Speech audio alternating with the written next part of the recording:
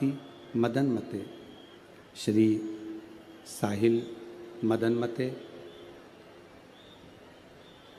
जो इस पवित्र शिव महापुराण के कथा के यजमान पद ग्रहण करे हैं। एक बार यजमान परिवार के लिए जोरदार ताली बजाकर स्वागत वंदन अभिनंदन।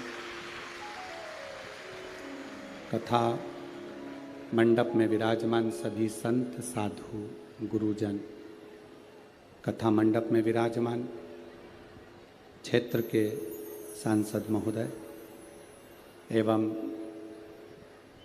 सभी अतिथिगण, भगवान शिव की कृपा से,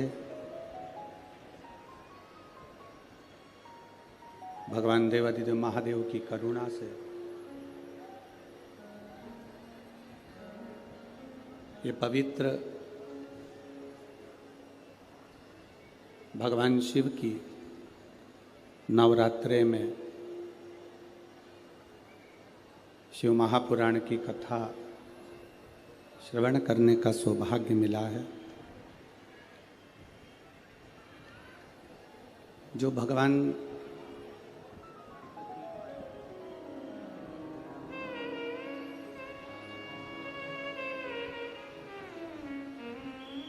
देवादिदेव महादेव की कृपा से, करुणा से, उदारता से आप और हमको नवरात्रे के इस पावन अवसर पर 5 दिवसीय शिव महापुराण की कथा श्रवण करने का सौभाग्य मिला है। संपूर्ण नागपुर नगर के रहवासी एवं संपूर्ण क्षेत्रवासी, आप सभी बड़े भाग्यशाली हैं, किस्मत वाले हैं, जो नवरात्रे में ये बाबा की कथा आपके दरवाजे तक पहुंची है।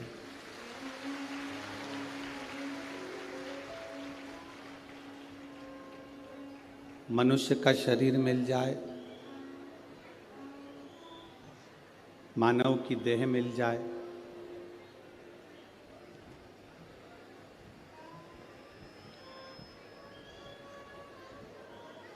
तो ये समझिएगा कि ये कहीं ना कहीं भगवान की कृपा हुई है, उनकी दया हुई है, और उस दया के बल पर ये हमको शिव महापुराण की कथा श्रवण करने का सौभाग्य मिला है।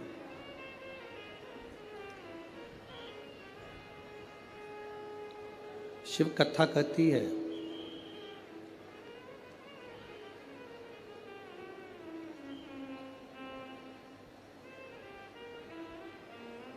शिव जैसे गले में रुद्राक्ष की माला धारण करते हैं, आवाज बढ़ाओ, शिव जैसे गले में रुद्राक्ष की माला धारण करते हैं और वो रुद्राक्ष केवल भगवान शंकर के लिए शंकर जी नहीं पहनते, वो रुद्राक्ष भगवान शिव संपूर्ण विश्व के कल्याण के लिए धारण करते हैं, संपूर्ण विश्व के उद्धार के लिए। अब आप विचार करेंगे कि शंकर भगवान रुद्राक्ष पहने हैं और उसमें विश्व का कल्याण कैसे है? शिव जी रुद्राक्ष धारण करे हैं, उसमें विश्व का कल्याण कैसे निश्चित हो सकता है?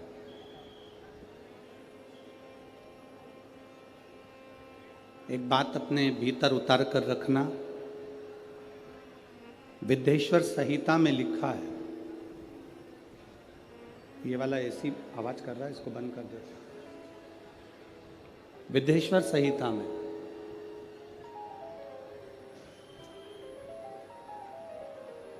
शिव महापुराण की विद्येश्वर संहिता कहती है, शिव महापुराण की कथा सुनकर, श्रवण कर कर यदि कोई दूर से भी निकल कर जा रहा है, बहुत ध्यान देना कथा पर, कि शिवजी के गले में पड़ा हुआ रुद्राक्ष विश्व का कल्याण कैसे करता है।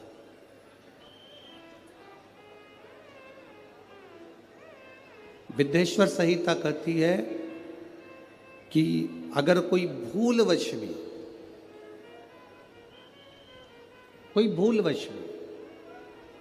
अगर शंकर भगवान की कथा को श्रवण कर कर निकल कर जा रहा है और उसके शरीर से छूकर हवा, वायु जो चलती है, उसके शरीर से छूकर जो वायु निकलती है, जो हवा चलती है, चलती हुई हवा यदि उसके शरीर से भी छूकर निकल गई और जितनी जितनी दूर, जहाँ जहाँ तक वो हवा जाती है, वो पवन जाती है, वो वायु जाती है, और उस हवा के क्रम में जितने जितने जीव आ जाते हैं, चाहे मनुष्य हो, जलचर हो, थलचर हो, वायुचर हो, जो जीव आ गया, शिव पुराण कहती है उनका दूसरी बार जन्म नहीं होता, वो संसार सागर से मुक्त हो जाता है।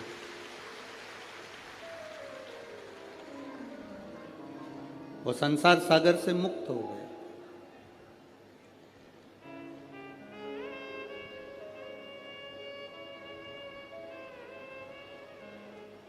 शिव जी के गले में रुद्राक्ष की माला है, शंकर जी के गले में रुद्राक्ष पड़ा हुआ है, मस्तक पर चंद्र है, गले में सर्प है,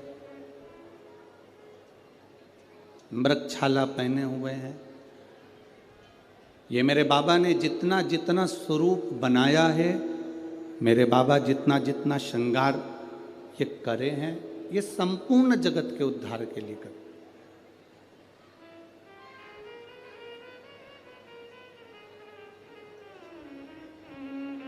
पार्वती जी ने स्वयं भगवान शंकर से अमर गुफा के अंतर्गत अमर कथा को श्रवण करते हुए माता पार्वती जी ने शिव जी से प्रश्न किया।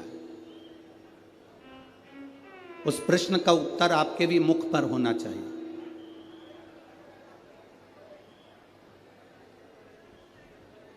उस प्रश्न का उत्तर आपकी भी जिंदगी में होना चाहिए।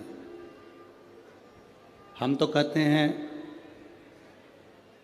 अगर आमदार माननीय मोहन गोपाल राव जी मते जी ने, सो सविता मोहन जी मते जी ने, अगर ये आमदार जी की पूरी मित्र मंडली ने अगर ये कथा करवाई है, तो उस कथा का सार तत्व ही यही है जो इस कथा के रस को जान गया।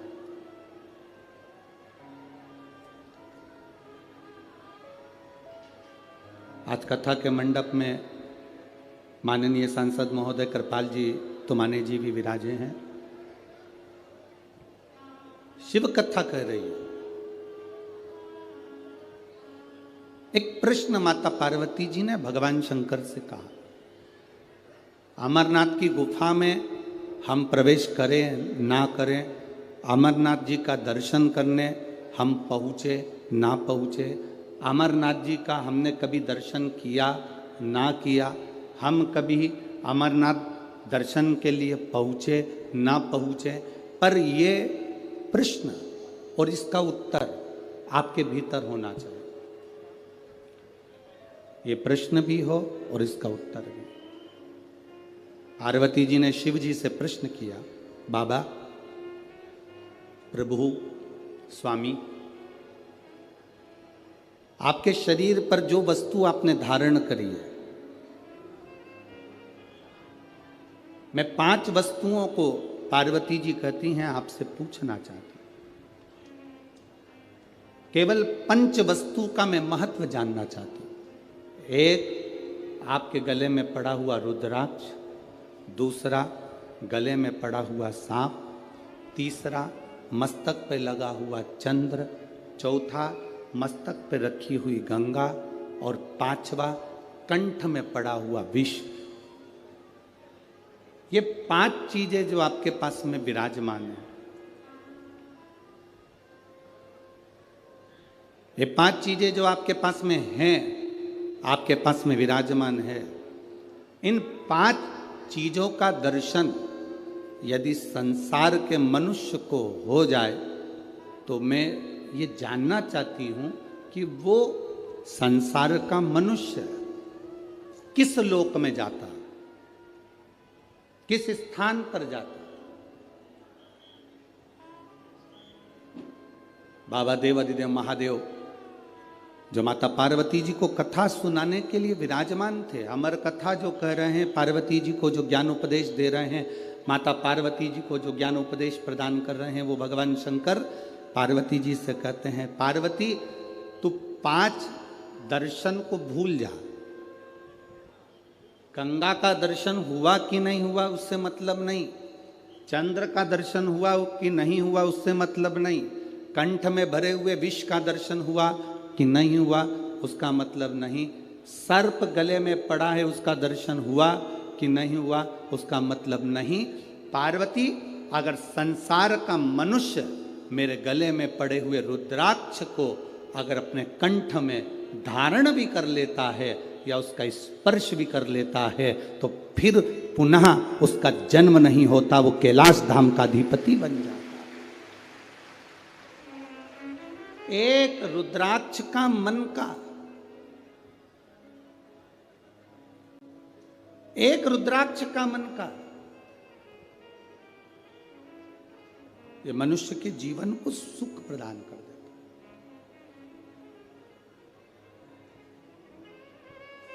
बाजार में बहुत सारी गाय रोड पर मिलती है, बोलो री नागपुर की जीजियों, सही है? और जितने जीजा उन बैठे हैं वो भी बोल दो, सही है? बहुत सारी रोड पर गाय मिलती है, बगीचे में गाय मिलती है, जंगल में गाय मिलती है। किसी किसी गाय के गले में रस्सी बंधी होती है, रस्सी बंधी है मतलब ये गाय किसी ना किसी की है। बोलो री नागपुर वाली जीजियों, सही है? और जिस गाय के गले में रस्सी नहीं है, जिस गाय के गले में रस्सी नहीं बंधी हुई है, तो वो कह देते हैं ये किसी की गाय नहीं है, लावारिस है, फिर रही है, जंगल में घूम रही है, ये लावारिस है। जिसके गले में रस्सी बंधी है मतलब उसका कोई ना कोई वारिस है। जिसके गले में पट्टा बंधा हुआ है मतलब उसका कोई ना कोई वारिस, बोलो बोलो जम के बोलो जरा, है। और जिसके गले में रस्सी नहीं है, जिसके गले में पट्टा नहीं है, जिसके गले में रस्सी नहीं बंधी है, वो वारिस नहीं है, तो वो क्या कहलाती है? लावारिस। वो वारिस नहीं है, वो लावारिस है। शिव महापुराण की कथा कहती है, जिसके गले में रुद्राक्ष है, जिसके गले में तुलसी का मन का है, जिसके गले में तुलसी की माला या रुद्राक्ष की माला है, समझ लेना उसका वारिस भोलेनाथ और नारायण विराजमान, उसका वारिस है।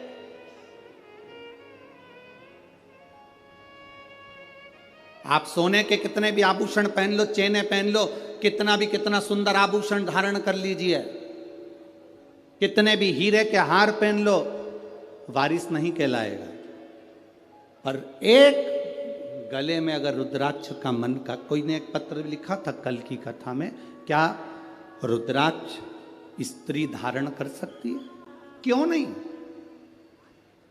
कोई ऐसी पुराण लाकर बता दो जिस पुराण में लिखा है कि नारी रुद्राक्ष नहीं पहन सकती।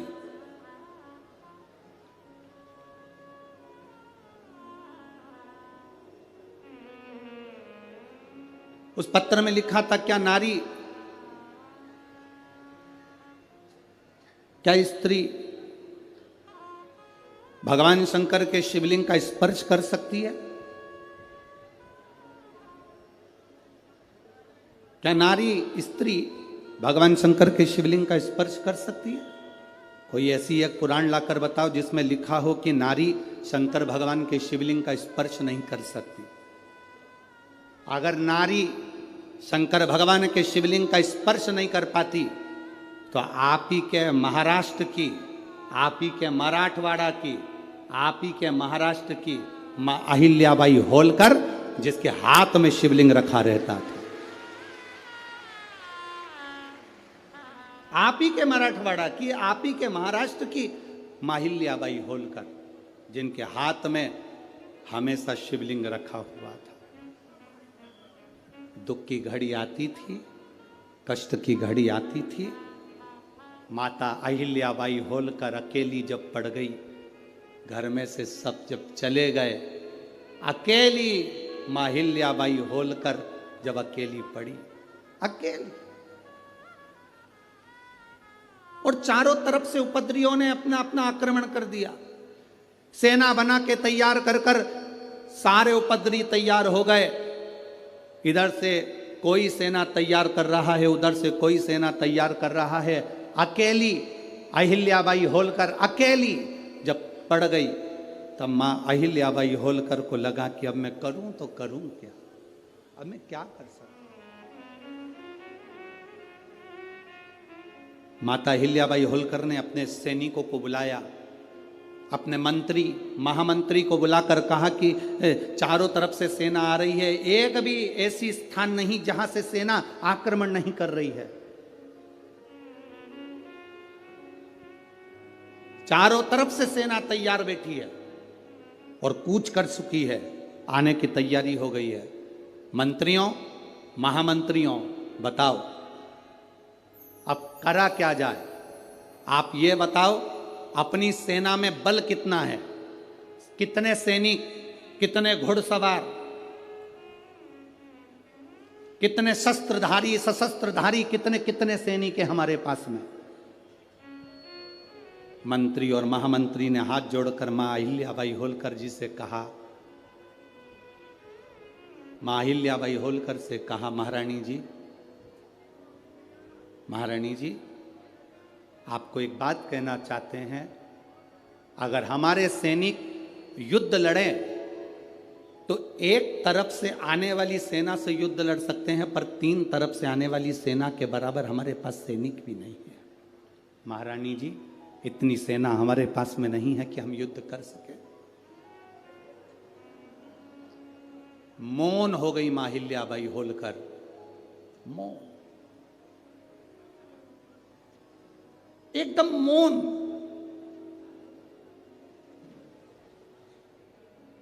मां अहिल्याबाई होलकर एकदम मौन हो गई। अकेली रथ में बैठकर मां अहिल्याबाई होलकर मां रेवा के तट पर, नर्मदा जी के तट पर, महेश्वर की पावन धरा पर पहुंच गई।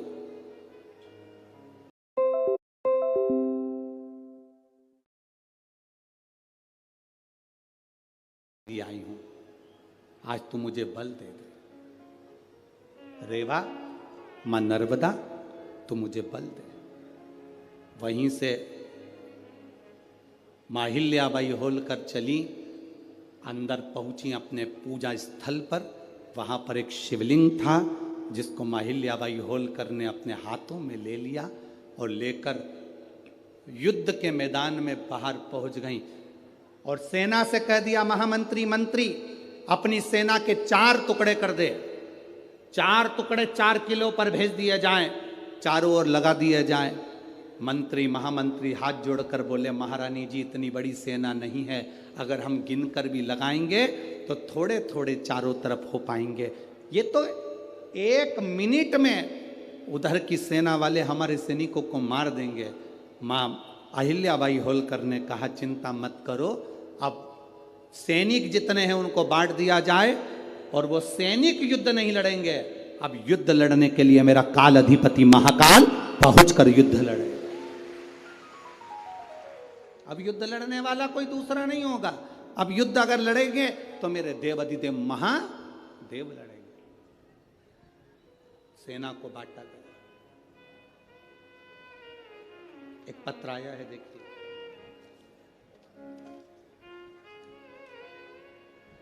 मेरा नाम मंजरी मंदार पाटिल है। मैं गोपाल नगर नागपुर की रहवासी हूँ। कहीं बैठी हों तो हाथ हिला सकती हैं, कहीं बैठी हों तो हाथ हिला सकती हैं। मेरा नाम मंजरी मंदार पाटिल है। मैं गोपाल नगर नागपुर की रहवासी हूँ। कहीं बैठी हों तो हाथ हिला सकती हैं। गुरुजी, आप अगर पत्र को पढ़ें तो पढ़ सकते हैं, जरा ध्यान से पत्र पढ़िएगा। एलईडी पर भी पत्र चल रहा है, आस्था चैनल पर भी चल रहा है।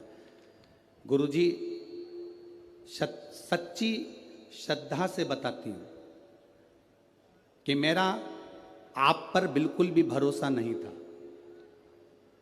बहुत सारी महिलाएं आपके बारे में कहती थी, कई लोग कहते थे कि एक बार कथा सुना करो, पर मेरा आप पर बिल्कुल भरोसा नहीं था। ऐसी टीवी पर ना जाने कितने महाराज आते हैं, कथा कहते हैं, अपना अपना यश गुण गाते हैं, पर मेरा भरोसा, मेरा विश्वास आप पर बिल्कुल नहीं था। मैंने कई महिलाओं से कहा, तुम्हारे गुरुजी कहते हैं एक लोटा जल सारी समस्या का। अगर एक लोटा जल दुनिया के लोग चलाते रहते तो ना जाने कितने लोग करोड़पति बन जाते। मैं नहीं मानती ऐसे गुरुजी को। मैंने आपकी कथा भी नहीं सुनी थी, आपको मानती भी नहीं थी, पर गुरुजी मैं खुद बहुत दुखी थी, बहुत तकलीफ में थी। धन दौलत संपदा क्या होती है मालूम नहीं था, पर गुरुदेव, सब लोगों से मैंने एक ही बात कही कि अगर जल चढ़ाने से कोई करोड़पति बनता तो ढेर सारे बन जाते। तब मेरे पास वाली आंटी ने मुझसे कहा कि तू एक बार जल चढ़ा कर तो देख, तेरा भी दुख मिटेगा। मैं मानती नहीं हूं, फिर भी 4 साल से मैं अपने बच्चों को अकेली साथ में रहती हूं। उन बच्चों के साथ में छोटा सा कारोबार है, मेहंदी तेल, बस यही फेस पैक वगैरह की बेचती हूँ, बनाती हूँ।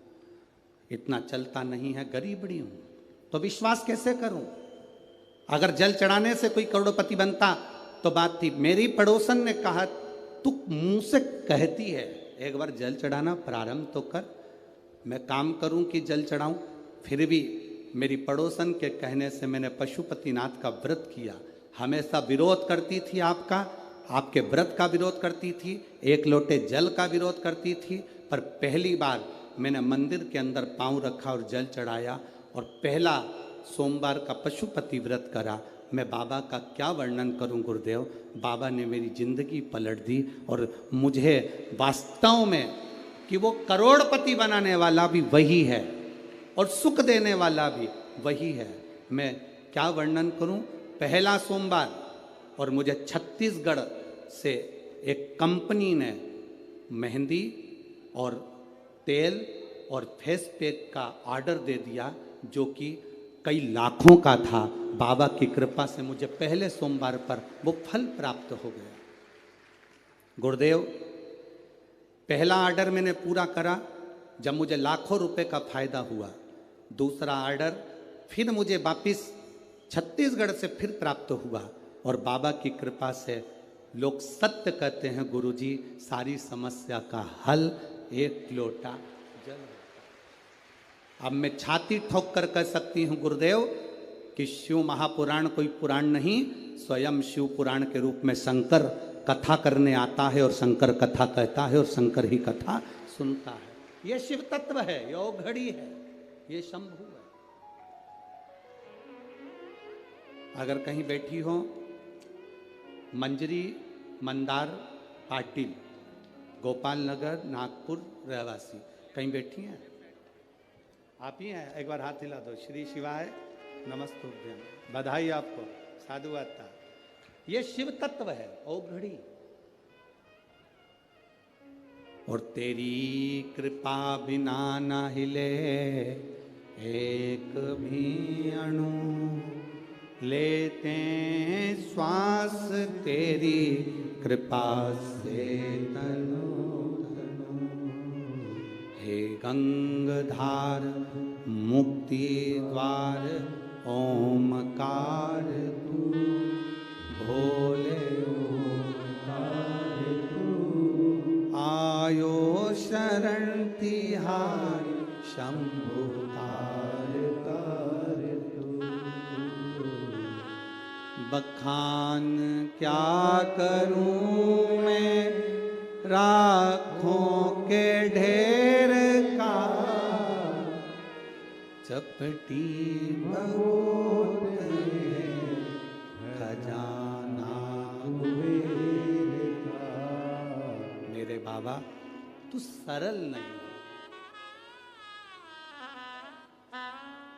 तू सहज नहीं है मेरे बाबा।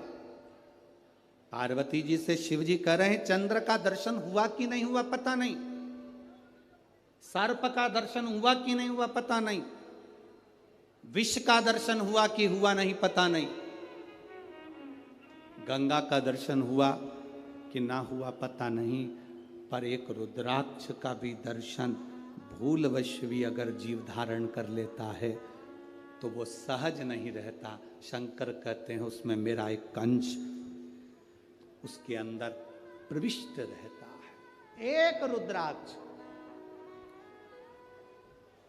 जिस गाय के गले में रस्सी है वो उसका वारिस है, जिस गाय के गले में पट्टा बंधा है उसका वारिस है। जिस गाय के गले में रस्सी नहीं पट्टा नहीं वो लावारिस है। उसी तरह जिसके गले में रुद्राक्ष है शंकर उसका वारिस है, जिसके गले में तुलसी है उसका मेरा पांडुरंगा हरि विठ्ठल, मेरा पंडरीनाथ, मेरा हरि विठ्ठल उसका वारिस है, मेरा हरि उसका वारिस।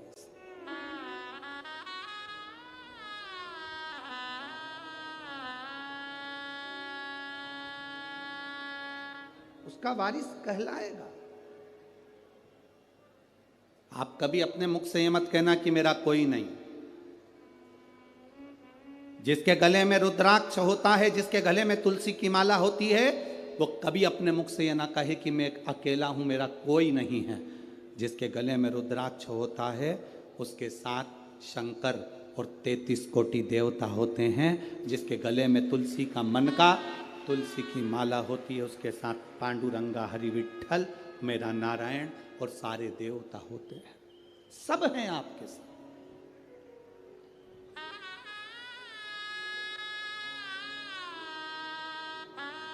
बस एक बात अपने अंदर उतार कर रखना, चाहे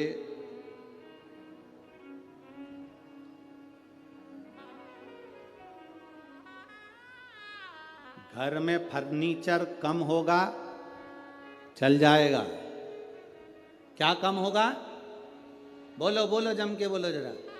फर्नीचर, घर में फर्नीचर कम होगा चलेगा, पर आपके नेचर कम होगा नहीं चलेगा। नेचर प्रबल रखिए।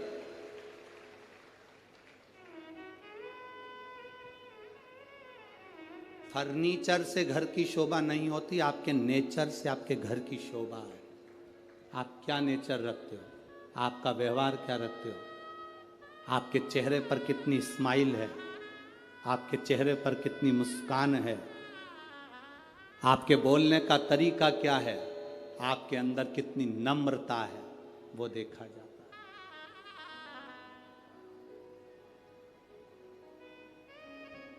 आपके घर में फर्नीचर कम होगा चलेगा, पर आपका नेचर में कमी नहीं आना चाहिए। नेचर कम नहीं होना चाहिए। जितनी नम्रता दे सकते हो, जितनी करुणता दे सकते हो उतनी दीजिए, जितना प्रेम रख सकते हो उतना दीजिए।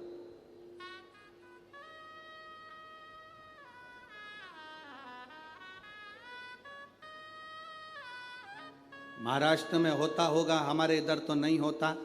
महाराष्ट्र में हमने देखा भी नहीं। यहाँ पर जमीन कड़ली हो जाती है, बहुत कठोर हो जाती है, उसमें बीज डालोगे तो उग जाएगा क्या? अरे बोलो तो जम के नहीं। फिर तो तुम भी हमारे उधर के हो गए। हमारे यहाँ की जमीन को नरम करा जाता है, हल चलाया जाता है, बखर चलाया जाता है, जमीन को नरम करा जाता है। जमीन जितनी नर्म होती है उसमें बीज कैसा भी डाल दिया जाए उग जाता है, पौधा लग जाता है। अगर जमीन नर्म नहीं होगी, जमीन एकदम कड़ी कठोर कड़क होगी, उसमें बीज डालना उगेगा ही नहीं। कितना भी पानी डालकर देख लेना, उगेगा ही नहीं।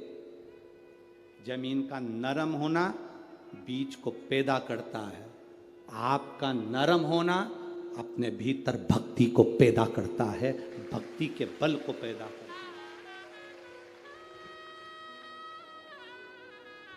बहुत कड़ी जमीन बना लोगे तो उसमें बीज बोने पर कोई फायदा नहीं है।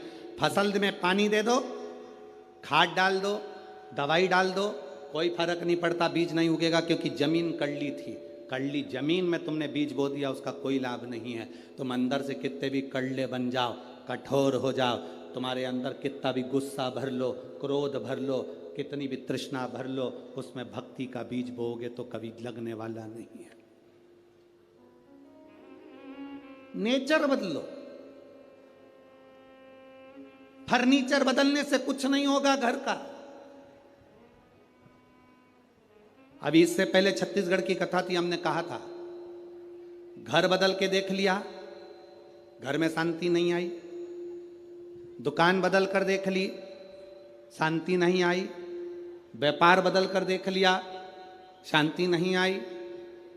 गाड़ी बदल कर देख ली, शांति नहीं आई। किसी ने कह दिया घर की दिशा चेंज कर लो, वो बदल ली। किसी ने कहा बाथरूम बदल लो, कोई ने कहा सीढ़ी बदल लो, कोई ने कहा रसोई घर बदल लो, कोई ने कहा दुकान बदल लो, कोई ने कहा व्यापार बदल लो, कोई ने कहा गाड़ी बदल लो, कोई ने कहा पहनने का तरीका बदल लो, कोई ने कहा कपड़े बदल लो। सब कुछ बदल कर देख लिया, कुछ फायदा नहीं हुआ। अब एक बार शिव महापुराण की कथा मानो, कुछ मत बदलो। जिस घर में रह रहे हो उसी में रहो, जो व्यापार कर रहे हो उसी को करो, बस अपने नेचर को थोड़ा सा बदल लो, सब कुछ अच्छा हो जाए। बोल बम का नारा है, इतना धीमा बोलोगे तो कल्याण तुम्हारा है। अच्छे से बोलो जरा, बोल बम का नारा है, सारी समस्या का हल शिव तत्व को पाना। हम अंदर से कठोर बन गए, बहुत कठोर। अब इतनी भीतर की कठोरता हमारे भीतर विश्वास कैसे पैदा करेगी? हमारे भीतर भक्ति कैसे पैदा करेगी? हमारे भीतर नम्रता कैसे पैदा करेगी? शिव जी से पार्वती जी ने पूछा कि आपके ये 5 चीजों का दर्शन जीव को क्या देता है? शंकर भगवान कहते हैं इन 5 का दर्शन आप कर पाए ना कर पाए, केवल एक दर्शन भी अगर आपने कर लिया। काय का दर्शन? जम के बोलो जरा, रुद्राक्ष। महिलाएं पूछती हैं क्या रुद्राक्ष स्त्री पहन सकती है? क्यों नहीं?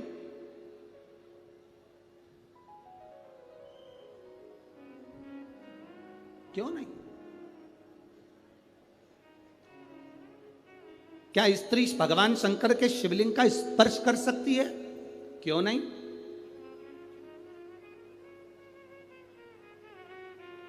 बस रजस्वला धर्म के समय पर स्पर्श ना करें, रजस्वला धर्म के समय पर भगवान को छुएं ना, मंदिर देवालय शिवालय ना जाए। रजस्वला धर्म के समय पर भगवान के मंत्र का जाप करना नहीं छोड़ना, भगवान का नाम लेना नहीं छोड़ना। कोई ने कहा गुरुजी हमने तो सुना है कि रजस्वला धर्म के समय पर नारी भगवान का नाम भी नहीं ले सकती। हमने कहा रजस्वला धर्म के समय पर नाम क्यों नहीं ले सकते? रजस्वला धर्म के समय पर खा सकते हो,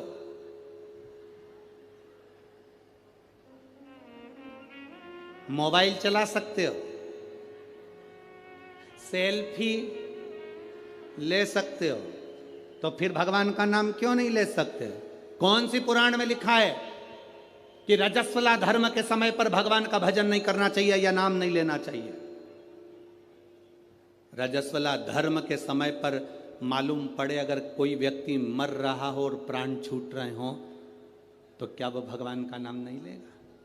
उसके मुख से भजन नहीं निकलेगा?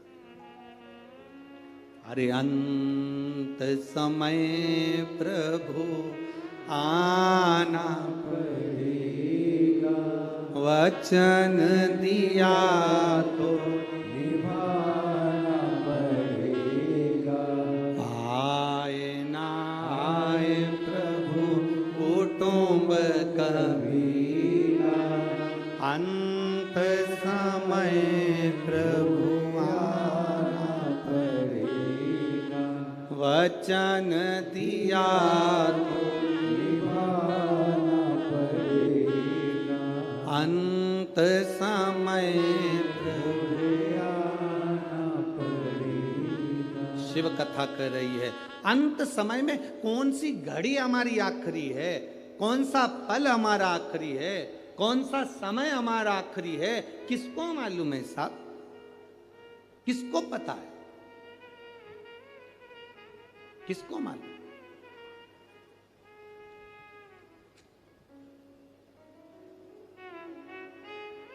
कौन सा समय हमारा आखिरी होगा, यह किसको मालूम? महाभारत के शाल्य पर्व में अध्याय नंबर 43 में, अध्याय नंबर 43 के 21 से लेकर 39 श्लोक में नमूची नाम के एक असुर का वर्णन आता है।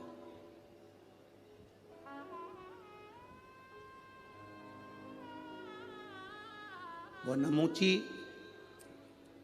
जिसका नाम था नमूची, एक ऐसा दैत्य नमूची जिसके भाई थे शुंभ और निशुंभ, जिसका भाई था मैदानव, जिसका भाई था रंभ और करम। शुंभ निशुंभ का भाई नमूची,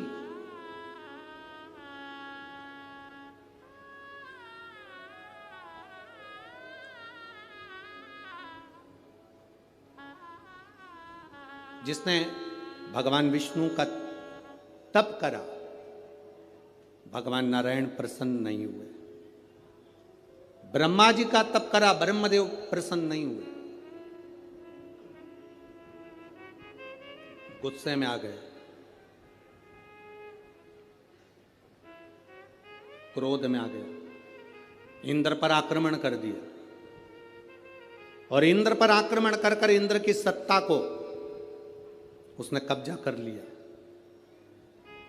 इंद्र की सत्ता पर कब्जा करा, धीरे धीरे कर कर उसने सारी सत्ताओं को अपना बना लिया। अब फिर तप करने बैठा। अब उसने सोचा कि इंद्र की सत्ता मेरी हो गई, सारी सत्ता मेरी हो गई, अगर नारायण और ब्रह्मा ने मेरे को वर नहीं दिया तो मैं उनकी सत्ता को भी अपना बना लूंगा। वो क्रोध में आकर तप करने बैठ गए। तप करा तो ब्रह्मदेव और भगवान विष्णु प्रकट हुए। भगवान ब्रह्मा जी ने कहा, नमूची तुझे क्या चाहिए? नमूची ने कहा कि बस मुझे वर चाहिए। ब्रह्मा जी ने कहा वर देने की सामर्थ्यता तो नारायण में। ब्रह्मा जी का तप छोड़कर नमूची भगवान विष्णु की साधना करने लगा। भगवान नारायण की साधना करते करते भगवान नारायण प्रकट हो गए और भगवान नारायण ने प्रकट होकर पूछा, नमूची तुझे क्या चाहिए? नमूची कहता है बस मैं आपसे वर मांगना चाहता हूँ। इतने में भगवान विष्णु ने सोचा कि अगर मैं नमूची को वर दे दूंगा और ये क्या मांग लेगा पता नहीं। तो भगवान विष्णु ने कहा कि वर देने की सामर्थ्यता तो मुझ में है ही नहीं, वर तो महादेव दे सकते हैं। अब नमूची भगवान शिव को ढूंढते ढूंढते भगवान शंकर की साधना करना है और कैलाश पर पहुंच गया।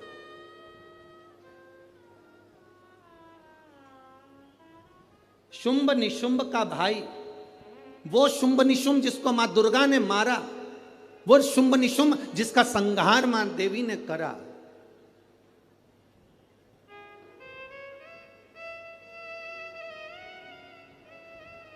देवी जी की आरती में आप लोग गाते होंगे, गाते हो, शुंभ निशुंभ का वर्णन होता है।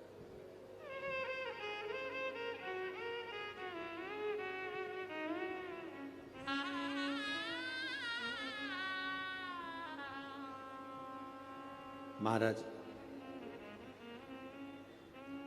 नमुची ने शंकर भगवान से वर प्राप्त करने के लिए नमुची चला, कैलाश पर पहुंचा तो देवादिदेव महादेव नहीं थे, माता पार्वती जी नहीं थी, ना शंकर थे ना पार्वती थे, दोनों गए हुए थे भ्रमण के ऊपर। प्रदोष का दिन, प्रदोष काल का समय, भगवान शंकर प्रदोष के दिन प्रदोष काल में अपने भक्तों के घर पर नंदी के कान में जो बोल कर जाता है, शिवजी नंदी पर बैठकर उस भक्त के दरवाजे पर उसका कल्याण करने के लिए प्रदोष के दिन प्रदोष काल में पहुंचते हैं।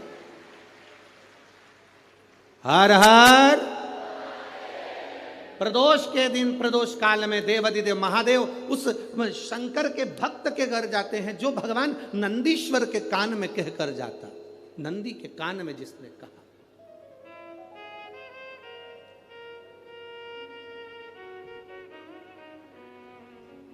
शंकर भगवान के इस शिवलिंग का स्मरण आप करेंगे। बीच में जो एक मोटी सी लाइन होती है, इसको अशोक सुंदरी कहते हैं। सब लोग दर्शन करें, जम के बोलो जरा, करें। अशोक सुंदरी की जगह जहां पूरी हो जाती है, उसके बीच में शिवलिंग और उसके बीच में थोड़ी सी जगह खाली आती है। करें दर्शन, समझना जरा बहुत अच्छे से। जैसे ये अशोक सुंदरी की जगह है, हम निवेदन करेंगे आस्था चैनल वालों से भी और एलईडी वाले भी, जिन जिनको एलईडी पर आप दर्शन करा रहे हैं वो पूरी तरह से कराएं। गणेश जी का स्थान, षडानंद कार्तिकेय का स्थान, अशोक सुंदरी का स्थान बीच में। अशोक सुंदरी का जो स्थान पूरा हो जाता है, वहां से लेकर शिवलिंग के बीच में खाली जगह आती है। करें दर्शन आप लोगों ने, खाली जगह आती है। उस खाली स्थान की जो महत्वता है, ये जो अशोक सुंदरी से लेकर बीच में जो जगह है, ये भगवान शंकर की जो धर्म पत्नी है माता पार्वती, उनकी जो योगनियां हैं 64 योगनी, उनकी जो शक्ति पीठें हैं, उनकी जो सिद्धता है, उनकी जो सिद्धियां हैं, ये अशोक सुंदरी से शंकर के शिवलिंग के बीच में जो खाली जगह होती है, इस स्थान पर 64 योगनियां, देवियां, अष्ट सिद्धियां, नवनिधियां सब इस स्थान पर रहती है।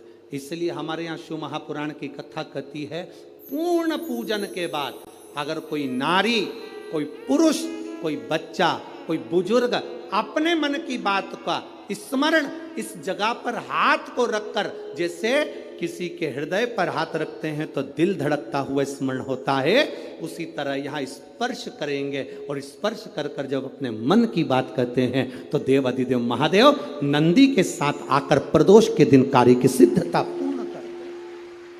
उस स्थान की मूलता होती है, वो स्थान समझ में आएगी ना जगह।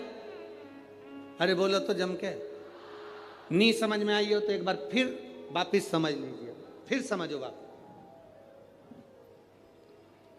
स्थान देखिएगा, अपने को भगवान की कृपा से यहाँ नागपुर में शंकर जी का शिवलिंग कोई ने कागज का बनाकर यहाँ जो भेजा, ये काम बाबा की कृपा से आप लोगों के स्मरण के लिए आया। देखिए जरा, गणेश जी का स्थान, कार्तिकेय जी का स्थान, बीच में ये आ गई अशोक सुंदरी की मोटी सी लाइन।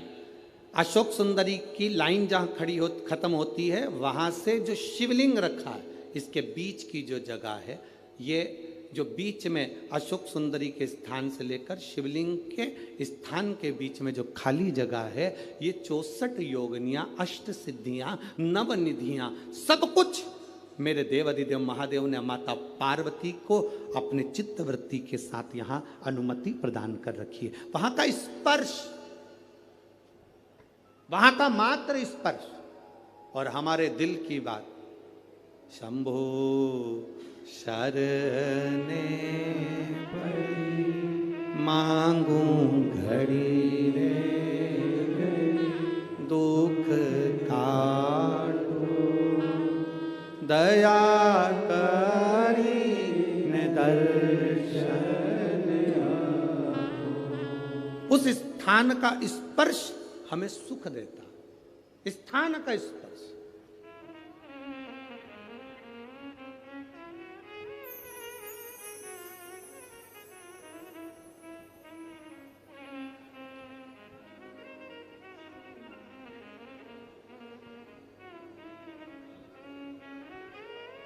एक माँ ने एक पत्र लिखा है,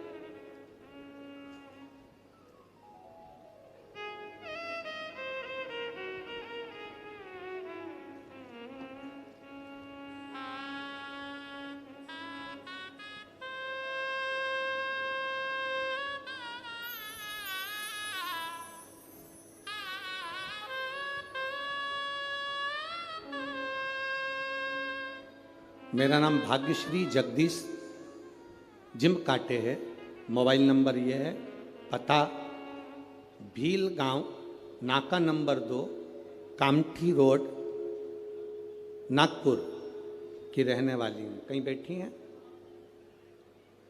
कहीं बैठी हो तो हाथ हिला सकती हैं। गुरुदेव, शिव जी के जल चढ़ाने का और रुद्राक्ष का क्या वर्णन करूं? मेरे पापा नशा करते थे गुरुजी। पिताजी को जब से मैंने होश संभाला तब से उनको नशे में देखा। आप कहते हो रुद्राक्ष में क्या है गुरुदेव, एक लोटे जल में क्या है? मैं कहती हूं गुरुदेव, मैंने अपनी जिंदगी में जब से होश संभाला मेरे पिताजी को, मेरे पापा को दारू के नशे में देखा। उनको होश सुबह लें शाम को लें। गुरुदेव, बाबा से मैंने प्रार्थना करी, एक लोटा जल समर्पित करा, एक बेलपत्र लेकर आती, पिताजी को देती तो पिताजी लेते नहीं उस बेलपत्र को। पिताजी जब बेलपत्र नहीं खाते तो उनको लगता कि मेरी बेटी हो सकता मुझ पर कुछ करवा रही है। बेलपत्र नहीं खाते तो मैं जल चढ़ाकर जल लाती, वो भी देती तो नहीं लेते। तब उस जल को मैं पानी के हंडे में डाल देती, पानी के हंडे में जल को डालती और मेरे पिता ने पीना चालू करा उस पानी को। गुरुदेव, मैं शिवजी से रोज प्रार्थना कर कर आती थी, बाबा मेरे पिता दारू के नशे को छोड़ दें। और गुरुदेव, आज मैं गर्व से कहती हूं कि मेरे पिता पूर्ण तरह से मदिरा को त्याग दिए। ये शिव तत्व है। गुरुदेव, मेरे शरीर में एक बीमारी थी, जिस बीमारी के चलते मेरे को जहां पर फुंसी होती थी वहां गठान पड़ जाती थी। मेरे शरीर में जहां फुंसी हुई वहां गठान पड़ जाती थी, उस गठान को ऑपरेशन की जरूरत होती थी। जितनी बार भी मैंने थेरेपी करवाई, टेस्ट करवाए, हर तरह के ब्लड टेस्ट कराए, सारी जांचें हुई, पर इस समझ में नहीं आया कि मुझे इतनी गठाने शरीर में क्यों हो जाती।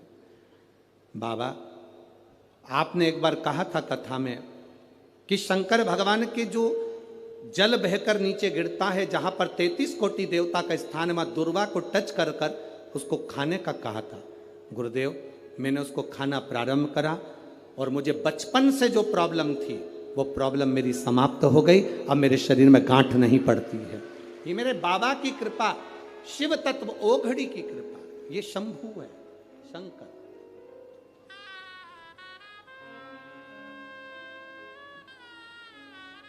और शंभु शरणे मांगू घड़ी रे घड़ी, दुख काटो दया करी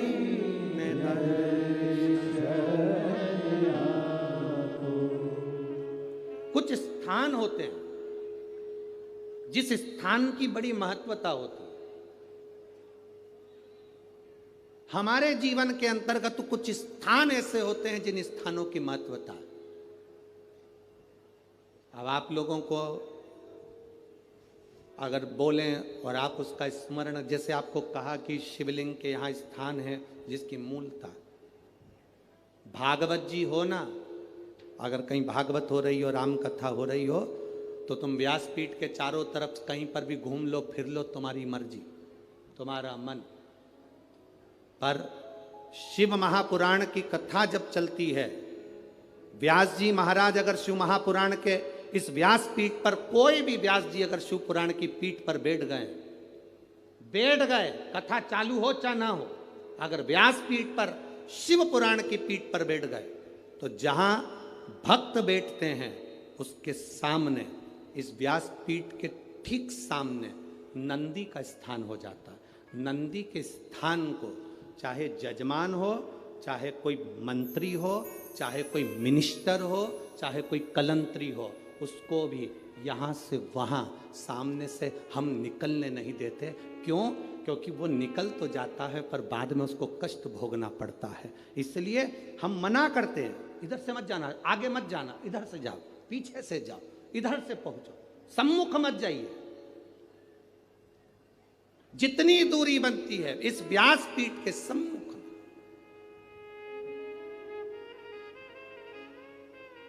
अब उसको समझने वाला समझ नहीं पाता, इसलिए हम जब साउंड वाला साउंड लगाता है, बक्से वाला बक्सा लगाता है, तो हम उससे कह देते हैं यहाँ से यहाँ तक पैक कर दो, ये नंदी की जगह पर कोई के चरण ना पड़ जावे।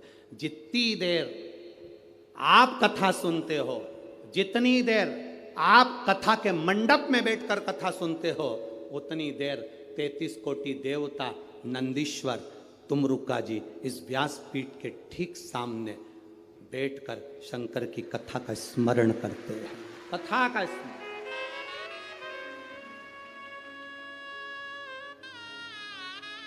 उतनी देर शिव भक्ति का स्मरण वो कर रहे होते हैं। एक चित्त वृत्ति में वर्णन, चित्त वृत्ति। कई कैमरे वाले ऐसे होते हैं, फोटो खींचने वाले होते हैं, हम उन्होंने अभी तक शिव पुराण में कभी गए नहीं होते हैं। वो क्या भागवत जी में गए हैं, राम कथा में गए हैं तो कहीं से भी निकल जाते हैं, उनको अंदाजा नहीं रहता। हमारे भक्त उनसे कहते भैया सामने से नहीं जाना, जाना पीछे से, आप उधर से जाना, शिव के पीछे से निकल जाना, सम्मुख मत जाना। तुमरुका जी है, नंदीश्वर है, उनके गण है, वहाँ स्थान है उनका। जितनी देर व्यासपीठ पर व्यास जी बैठा है उतनी देर तक वो स्थान मूल है।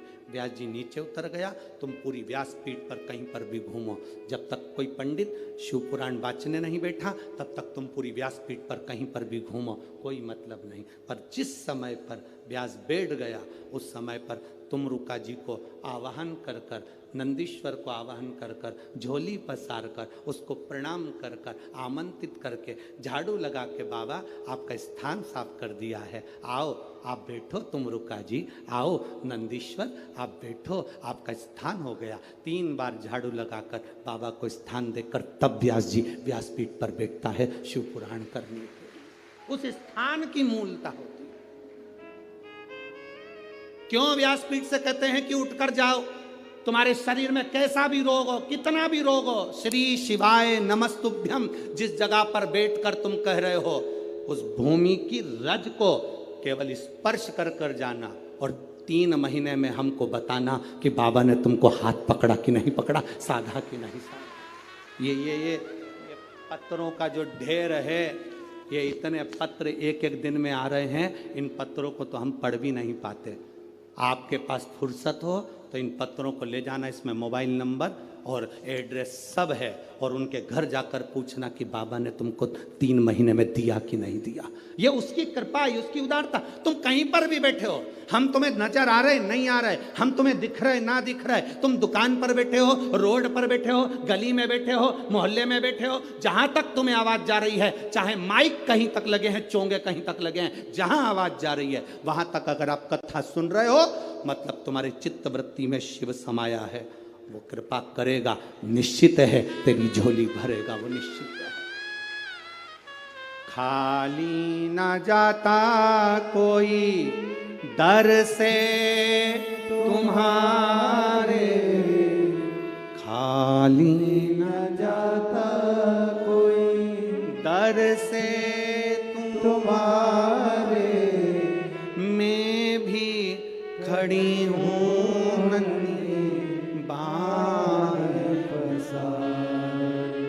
अपने हृदय से लगा लो, गिरा जा रहा हूँ, उठा लो, भोले अपने दर से, अब तो न टालो, गिरी जा रही हूँ, उठा लो। ये समझना हमको है, शंकर के एक एक भाव को समझना हमको है। शिव की भक्ति का क्या फल है, शंकर की कथा सुनने के बाद हमें क्या मिलता है, ये तो सियोर वाला महाराज भी नहीं जानता, पर इतना जरूर जानता है कि झोली कभी खाली नहीं रहती, ये निश्चित है। क्या देगा वो पता नहीं हमको भी, पर वो देता जरूर है। उसके द्वार पर आया, खाली नहीं जा सकता। ब्रह्मा ब्रह्मलोक में रहते हैं, भगवान विष्णु वैकुंठ लोक में रहते हैं, शंकर भगवान मृत्यु लोक में रहते हैं। जो बहू पूना में रह रही है और तुम नागपुर में रह रहे हो, तुम्हारी तबीयत खराब होगी तो पूना वाली इतनी जल्दी नहीं आएगी, जो बहू तुम्हारे पास रह रही होगी वो दौड़ कर आ जाएगी। उसी तरह ब्रह्मा ब्रह्मलोक में, भगवान विष्णु वैकुंठ लोक में, इंद्र इंद्र लोक में रहते हैं, देवता देवलोक में रहते हैं, पितर पितर लोक में रहते हैं, मेरा शंकर इस भूमंडल पर रहता है। बुलाओगे दौड़ कर आएगा, तुरंत आएगा। वो कैलाश अधिपति शंकर है, जो कंकर कंकर में बसा हुआ है। उसको जिसने पहचान लिया वो जिंदगी में सब कुछ पा गया। जो अहंकार में फूल गया, अपनी अभिमत्ता में फूल गया, अपने अहम में फूल गया, एक दिन ककड़ी और भुट्टे की तरह कटकर बाहर फेंका गया। अपनी अभिमत्ता को त्याग कर जिसने शिव को जान लिया, उसकी जिंदगी संवर गई है। जिसने पहचान लिया देवाधिदेव महादेव, जो जान गया शंकर को, उसकी जिंदगी बन गई। जो नहीं जाना वो गया, वो गया। कितने दिन की शिव पुराण थी नागपुर में? अरे बोलो तो जम के 5 दिन की। आज कौन सा दिन हो गया? तीसरा।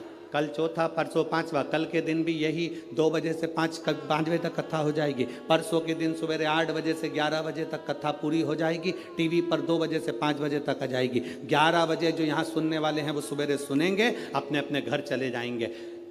जो लड़ने वाले हैं, झगड़ा करने वाले हैं, वो यहीं की दहीं धरे की धरे रह जाएंगे। जिनको कथा से मतलब था उसने झोली भर ली और बटोर कर ले गया। जिसको दुनिया से मतलब था वो पड़ा की पड़ा रह गया।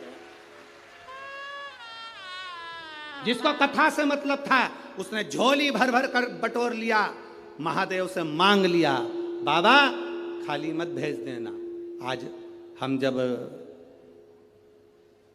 मोहनमते भाऊ जी के यहाँ पर वहाँ पर थे, आमदार जी के यहाँ, तो वहाँ पर कोई झांसी वाले भैया बता रहे थे कि यहाँ, झांसी वाले नहीं, यहीं के कोई भाई बता रहे थे कि हम जहाँ रह रहे हैं गुरुजी, इसी के सामने कोई परिवार रहता है, उसके घर में कई सालों से बच्चे नहीं थे, कई साल हो गए थे बच्चे नहीं थे। गुरुजी वो सीहोर गए, बाबा को कहकर आ गए, बाबा सब दूर धक्के खाली है, अब तेरे दरवाजे का धक्का मत निकाल देना, मुझे औलाद जरूर देना। और बाबा ने उसके घर में ये 11 तारीख जो गई, उस 11 तारीख को 2 बच्चे दे दिए बाबा की कृपा से, एक बेटा और एक बेटी। किसने बताया था? है? अच्छा पीछे हैं वो, उन्होंने बताया था। हम जहाँ भाऊ के यहाँ रुके हैं ना, विधायक जी के यहाँ, आमदार जी के यहाँ, वहाँ उनके यहाँ बता रहे थे ऐसा। तो ये शिव तत्व है, ओ घड़ी है शंकर। क्या देगा आपको भी नहीं मालूम पड़ेगा। आप दिल से सुन लो उसको, दिल से।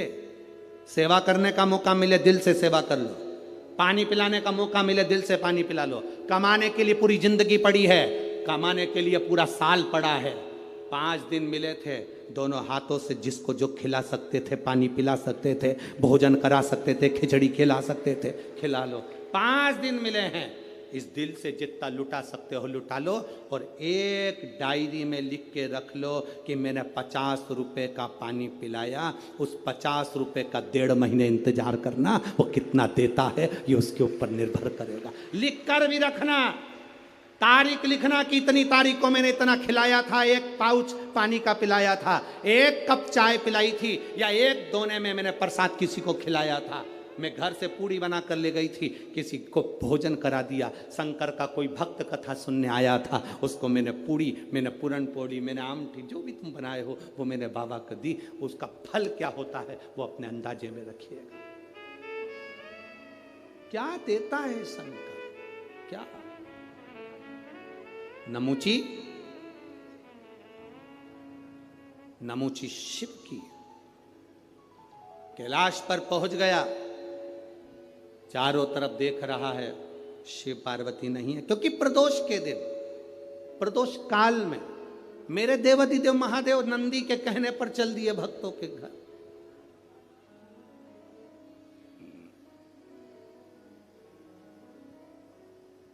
प्रदोष काल, प्रदोष के दिन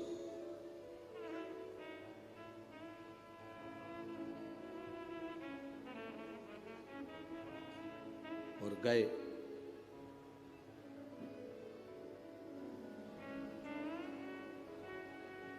नमूची ने वहां पहुंचकर क्या देखा कि शंकर भगवान तो नहीं है, पार्वती भी नहीं है, गणेश भी नहीं है, षडानंद कार्तिकेय भी नहीं है। कैलाश सूना पड़ा, एकदम सूना, एकदम सूना।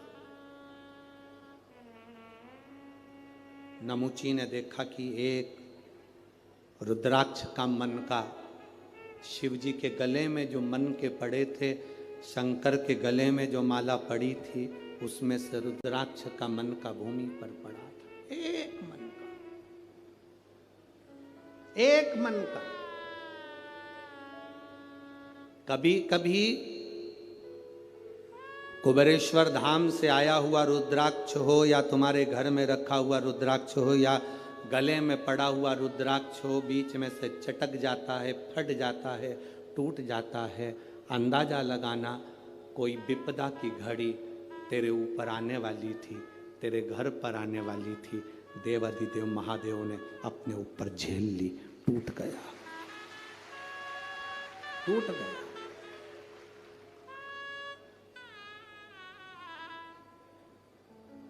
रुद्राक्ष और शंकर का शिवलिंग कभी खंडित नहीं होता। मालूम है आपको? आपको मालूम है कि नहीं? रुद्राक्ष और शंकर का शिवलिंग कभी खंडित नहीं होता। टूट गया तो भी जोड़कर उसको रखा जाता। शंकर का शिवलिंग बीच में से टूट गया तो भी विसर्जन नहीं होता। शंकर का शिवलिंग तो भी पूज्य है। 1000 टुकड़े भी हो जाए उस शिवलिंग के तो भी उसकी पूजन होगी। 25,000 टुकड़े भी शिवलिंग के हो जाएं तो भी उसकी पूजन होगी, क्योंकि शंकर के टुकड़े टुकड़े हो जाएं तो भी शंकर कभी समाप्त नहीं होता। वो एक एक कंकर में, कण कण में शंकर होता है। घर में रखा हुआ शिवलिंग का टुकड़ा भी हो जाए तो यह नहीं कहा जाता कि मेरा शिवलिंग खंडित हो गया। ना ना, शंकर भगवान ने कृपा कर कर अगर 2 टुकड़े हुए हैं तो शिव पार्वती दोनों आनंद के साथ बैठे हैं। अगर ज्यादा टुकड़े हो गए तो मेरे महादेव सहस्त्रेश्वर शिवलिंग बनकर, हजारों शिवलिंग बनकर बैठ गए। वो सहस्त्रेश्वर महादेव बन गया, सहस्त्रेश्वर महादेव के रूप में विराजित हो गया। दूसरी कोई मूर्ति हो, खंडित हो गई, टूट गई तो वो खंडित कहलाती है। दूसरे देवता की मूर्ति होगी, टूट गई, खंडित कहलाती है। पर शंकर भगवान का शिवलिंग अगर खंडित हो भी गया, टूट भी गया तो वो खंडित नहीं कहलाता, वो खंडित नहीं कहलाता। एक एक कण कण में शंकर है, जितने टुकड़े हो रहे हैं उसमें भी शिव है, वो खंडित नहीं। हिमाचल प्रदेश में बिजली महादेव, आप लोगों में से किसी ने दर्शन करें? मनाली में बिजली में करें आप लोग, और कोई ने भी करें? मनाली में बिजली महादेव, मनाली में बिजली महादेव के ऊपर बिजली गिरती है आकाश की, महादेव के टुकड़े हो जाते हैं। कभी नेट पर सर्च करना, छोटे छोटे टुकड़े महादेव के बिजली गिरने से पूरे महादेव के टुकड़े टुकड़े हो जाते हैं, बिजली महादेव। तब पूरे नगर में सूचना दी जाती है कि आज बिजली महादेव पर बिजली गिर गई, महादेव के टुकड़े हो गए, महादेव को वापिस जोड़ना है। पूरे गांव से मक्खन एकत्रित करा जाता है। माखन ले जाकर ऊपर एक साधारण सा परिवार जिसकी मर्जी हो, जो सब दूर भिक्षा मांग कर माखन एकत्रित कर ले, वो लेकर पहुंच जाता। शिव जी के टुकड़े उठाता है, उसको माखन से जोड़ता रहता है। पूरा दिन उसको मक्खन से भगवान शंकर को जोड़ने में लग जाता है। एक लोटा जल देवादिदेव महादेव का नाम लेकर वो डालता है, मक्खन पूरा की पूरा पिघल जाता है, शिवलिंग जुड़ जाता है, वो शिवलिंग वापिस निर्माण हो जाता है। वो बिजली महादेव साल में 2 से 4 बार बिजली महादेव पर बिजली गिरती है और साल में 4 बार बिजली महादेव टूट कर गिरते हैं। कभी कुल्लू मनाली जाएं तो दर्शन कर कर आना बिजली महादेव का, जिनके टुकड़े टुकड़े हो जाते हैं, तो जोड़ा जाता है, उनको जोड़ते। कभी अगर समय मिले आपके पास में तो कभी स्मरण करिएगा बिजली महादेव। शिव सरल, शिवानंद।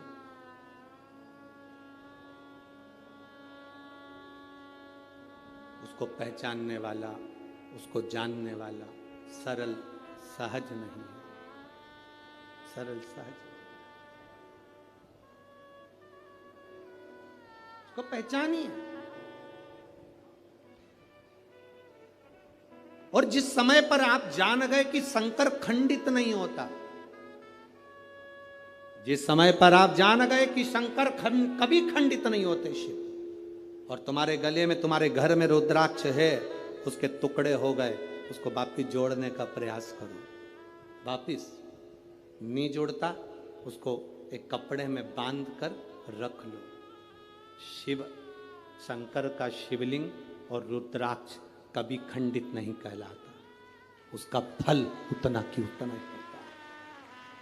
उसका फल उतना की उतना ही रहेगा, उसका बल उतना की उतना रहेगा, वो कभी खंडित नहीं, उसका बल उतना की उतना। इसलिए शंभु शरणे पड़ी मांगू घड़ी दुख का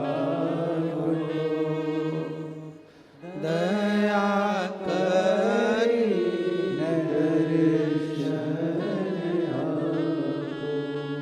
उसका फल कभी समाप्त नहीं।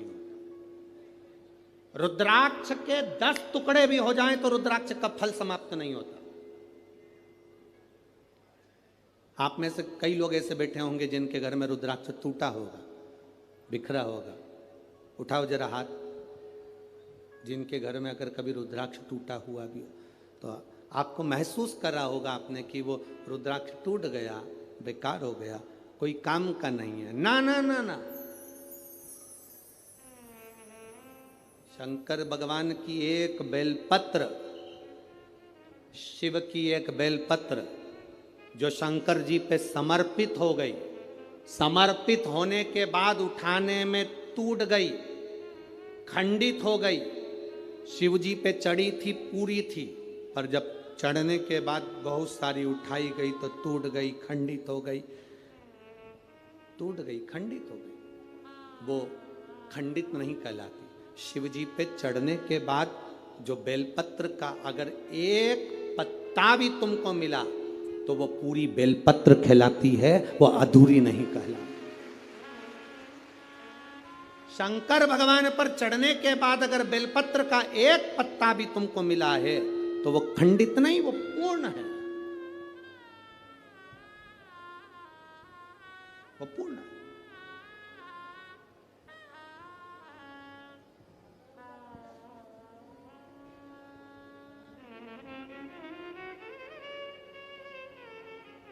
इसीलिए शिव कथा कर रहे हैं।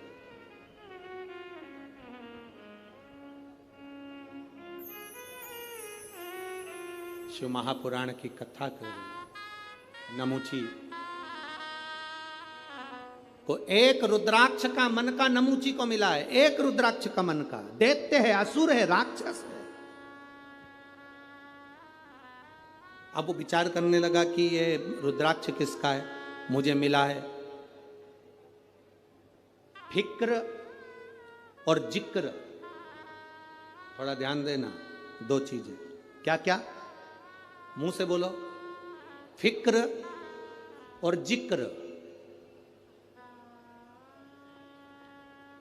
फिक्र, ज्यादा फिक्र करोगे, ज्यादा चिंता करोगे तो चिंता फिक्र तुम्हें तन्हाई दे देती है, एकांत दे देती है, तुम्हारी बुद्धि काम करना बंद कर देती है। ज्यादा फिक्र होती है तो व्यक्ति का बीपी ऊंचा नीचा हो जाता है, शुगर ऊपर नीचे हो जाती है और व्यक्ति चिंता में पड़कर कमरे में अकेला पड़ा रहता है। फिक्र चिंता देती है, फिक्र एकांत देता है, फिक्र तन्हाई देती है, फिक्र तन्हाई देती है। फिक्र तुम्हें अकेले कमरे में पटक देगा। और जिक्र, जिस समय पर तुम्हारे को फिक्र होने लगे तब महादेव की जिक्र करना प्रारंभ कर दो, उसकी चर्चा करना प्रारंभ कर दो, तन्हाई मिट जाती है। तन्हाई मिट जाएगी अगर शंकर की चर्चा करोगे, शंकर की जिक्र करोगे, शंकर की भक्ति करोगे। ढोलक, शिव की चर्चा कर रहे हो अगर,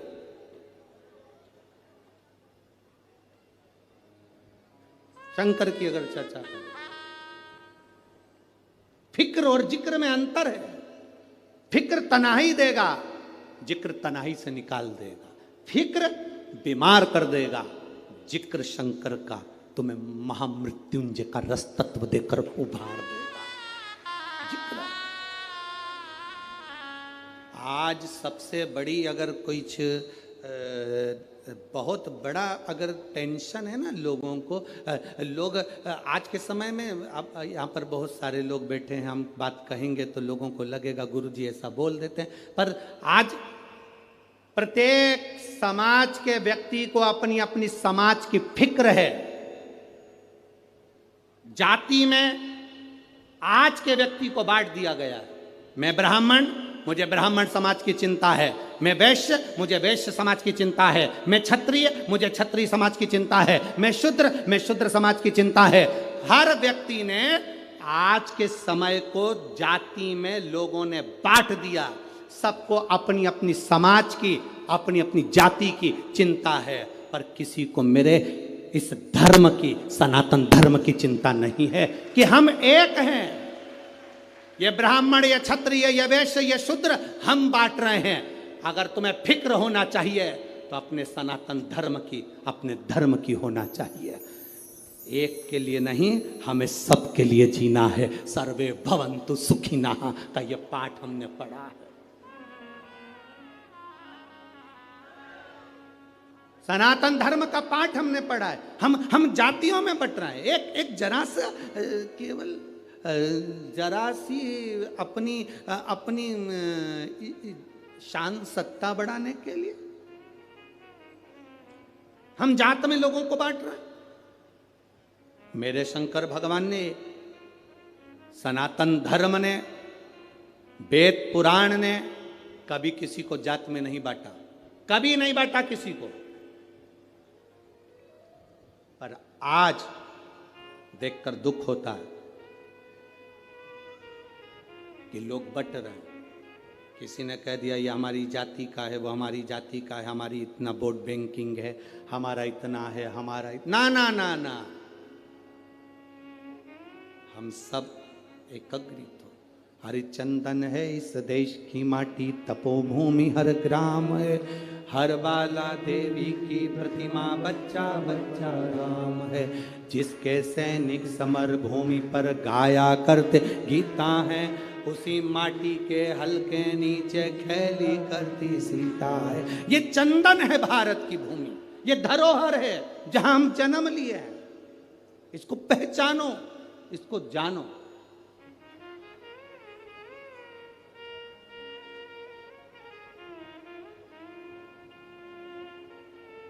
देवी जी का दर्शन करा है तुम लोगों ने? अरे बोलो तो जम के, करार। तलवार है उनके हाथ में, ठीक है। काय पे बैठी हैं? शेर पे। तुम मोटरसाइकिल पे बैठ के इतनी घबरा जाती हो कि कोई तुम्हें घूर के देख ले तो तुम्हारी आंख में आंसू आ जाता है। वो भवानी है, दुर्गा शेर पर बैठी थी। शुंभ और निशुंभ दोनों राक्षसों ने आकर कह दिया था, ए सुंदरी, हम दोनों में से एक से तू शादी कर ले तो बच जाएगी, नहीं तो मर जाएगी। देवी अंदर गई गुफा में, शंकर भगवान से कहा, शुंभ निशुंभ आए हैं दरवाजे पर। तो भगवान शंकर मुस्कुरा कर बोले, तुम मुझसे कहने आई हो, तुम स्त्री हो, एक नारी में आधा शंकर होता है। जब शंकर तुझ में है, शक्ति तुझ में है, शिव तुझ में है, तो तू दुनिया से निपट सकती है। चढ़ जा शेर पर, उठा तलवार, कर संहार। माता पार्वती जी कहती है, मैंने शास्त्र पढ़े हैं मेरे हाथ में, मैं वेद माता भी कहलाती हूं, मैं शास्त्र हाथ में रखती हूं, शस्त्र कैसे उठाऊं? शंकर भगवान कहते हैं, संस्कृति को बचाना है, संस्कारों को बचाना है तो शास्त्र उठाना पड़ेगा, और अपने आप को और सनातन धर्म को बचाना है तो शस्त्र भी उठाना पड़ेगा। यह हमारे को ऊपर निर्भर करता है। हम शास्त्र भी उठा सकते हैं और शस्त्र भी उठा सकते हैं। ये मां जगजननी दुर्गा भवानी का दर्शन करने जाओ तो उस माता को प्रणाम कर कर उससे कह कर आना, मां जब शास्त्र की जरूरत हो तब मुझे शास्त्र देना, और जब शस्त्र की जरूरत हो ऐसा बल देना, ऐसा शस्त्र देना कि दुनिया के लोग याद रखें, हम याद रखें। शिव शक्ति है, उस भक्ति के बल को हमें बढ़ाना।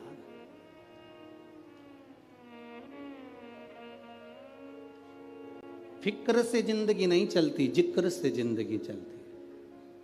हम फिक्र कर कर कुछ नहीं प्राप्त कर सकते। कैसे होगा, क्या होगा, क्या होगा, क्या होगा, हम दिन रात फिक्र में डूबे रहते हैं, तो अंत समय ये होता है कि हमारा बीपी शुगर सब ऊंचा नीचा हो गया। पलंग पर पड़े रहे, कथा अपनी जगह चलती रही, भगवान का भजन होता रहा, तुम पलंग पर सोते रहे, कथा पूरी हो गई, 5 दिन निकल गए, सियोर वाला महाराज अपनी अगली कथा में पहुंच गया, तुम अपने नागपुर में संतरा खाते रहे। बचा क्या था?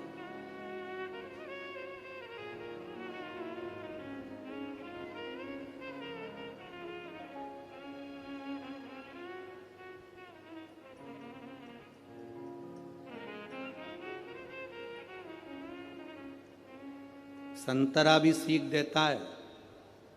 तुम लोगों ने सीखा कि नहीं सीखा संतरे से पता नहीं, पर संतरा भी सीख देता है। ऊपर का छिलका अच्छे अच्छे को रुला देता है। संतरा भी सीख देता है। अब तुम सीखे कि ना सीखे वो पता नहीं है। और नागपुर वालों, ओ मेरी जीजियों और मेरे जीजाओं, बड़े सावधानी से अपनी जिंदगी को जीने का प्रयास करिए। नमूची को एक रुद्राक्ष का मन का मिला है, नमूची को एक रुद्राक्ष का मन का, और वो विचार में पड़ गया कि ये रुद्राक्ष कहां से। अब उसको चिंता व्याप रही थी, अब उसने चिंता छोड़ दी। अब विचार कर रहा है ये जरूर महादेव का होगा, शंकर जी का होगा। एक बेलपत्री भी रोड पर पड़ी मिल जाए ना तो विचार कर लेना शंकर जी ने दी होगी, कोई भूल गया होगा, शिव जी का है, शंकर का। तुम उसकी चर्चा करो, तुम शंकर का जिक्र करो, तुम अपने गुरु का जिक्र करो, तुम शंकर का जिक्र करो, शंकर तुम्हारा जिक्र करेगा। पार्वती जी शिव जी से पूछती हैं, अपन किसकी कथा सुनने जा रहे हैं? शंकर भगवान कह रहे राम जी की। सीता जी ने राम जी से पूछ लिया, तुम किसकी कथा सुनने जा रहे हो? राम जी बोले शंकर जी की। क्यों? हम जिसकी जिक्र करते हैं, हम जिसकी चिंता करते हैं, हम जिसका भजन करते हैं, हम जिसका नाम लेते हैं, वो हमारा नाम लेता है। अगर तुम्हें कभी ऐसा लगे कि सियोर वाला महाराज गड़बड़ बोल रहा है, झूठ बोल रहा है, तो प्रैक्टिकल कर कर देखना। एक कमरे के अंदर जाना, चारों तरफ दीवार में बंद हो जाना, बंद होकर किसी एक व्यक्ति से तुम निंदा कर देना, किसी एक व्यक्ति की।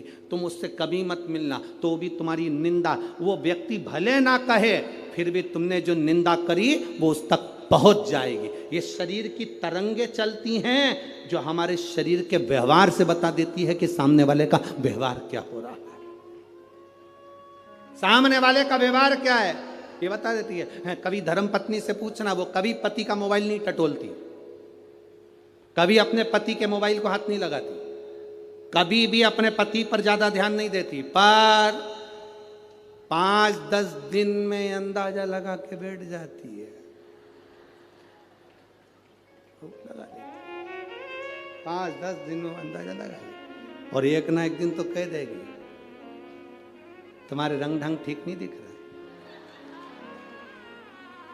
अब उसने तो कह दिया तुम्हारे रंग ढंग ठीक नहीं दिख रहा। पति तुरंत चिल्ला कर बोला, फालतू की बात मत करा कर मेरे से। क्या कर रहा हूं मैं?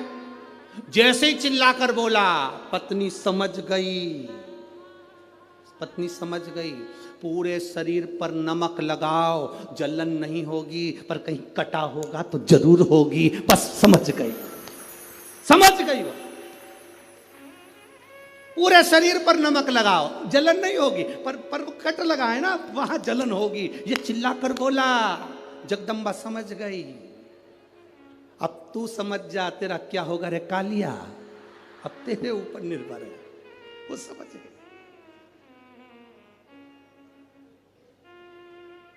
रोज 7 बजे ऑफिस से आता था, आज 5:30 पे आ गया, 5:30 पे। अब तो और समझ गई, और बिल्कुल शांत चुप चुप बैठे हो जरूर, कोई बस समझ गई आप।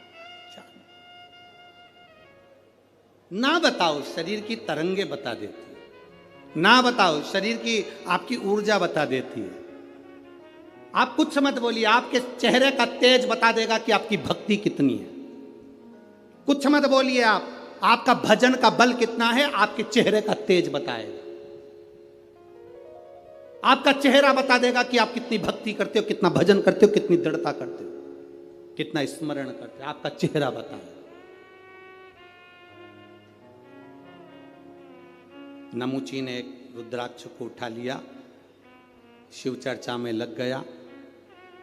शिव चर्चा में लगा, शंकर की चर्चा कर रहा था, इसलिए शिव जी वहीं पर प्रकट हो गए। जो शंकर की बात करता है, शंकर जी की चर्चा करता है, शंकर को याद करता है, शंकर का गुणगान करता है, शिव वहां प्रकट हो जाते हैं। आए महादेव, सम्मुख में आ गए। मेरे देवादिदेव महादेव वहां प्रकट हो गए। हे नमुची, मांग तुझे क्या चाहिए। नमुची सोच में पड़ गया, मैं तो ना तप करा, ना साधना करी, ना व्रत करा, ना उपास करा, शिव जी मिल गए। ना कोई व्रत है, ना कोई साधना, ना कोई तप, शंकर मिल गए।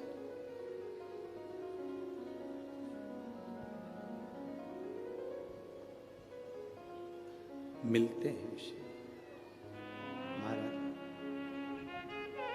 शिव प्राप्त हो, क्यों ना मिले। हे भोला शंकरा,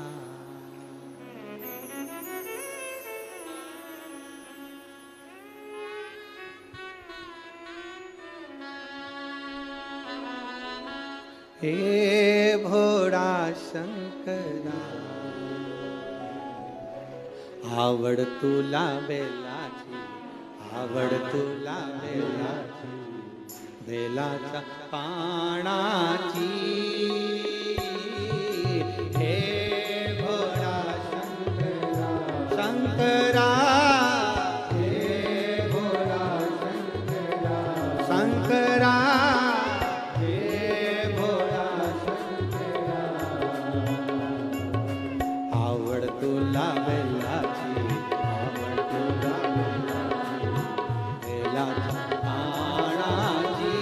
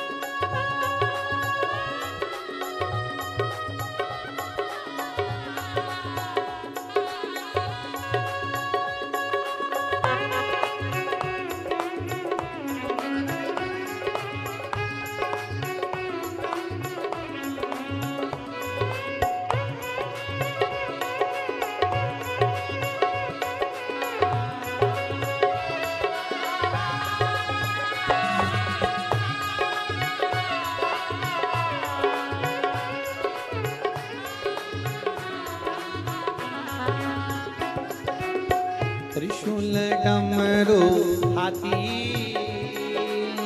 संग नाचे पार्वती। त्रिशूल डमरू हाथी संग नाचे पार्वती। त्रिशूल डमरू हाथी संग नाचे पार्वती। त्रिशूल डमरू हाथी संग नाचे पार्वती। ओ आवड तुला वेलाची, आवड तुला वेलाची, ओ आवड तुला वेलाची, आवड तुला वेलाची, बेलाच्या पानाची